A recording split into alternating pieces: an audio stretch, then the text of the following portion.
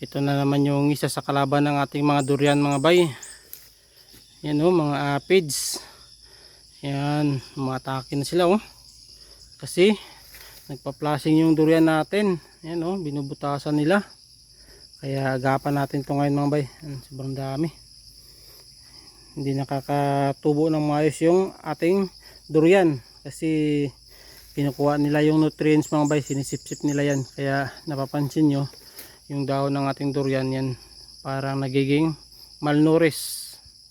Yan o. Kaya apply tayo ngayon ng spray mga bay para mawala yung mga yan.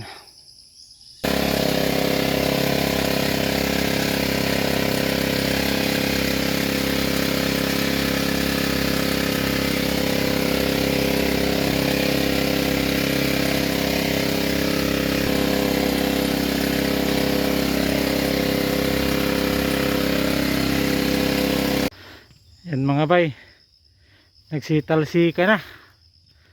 Yan, meron pa rin ilan na pero mawawala na yan mga bay. Yan, kailangan talaga mag-spray para ma-maintain natin yung ating durian mga bay na maganda yung kanyang dahon.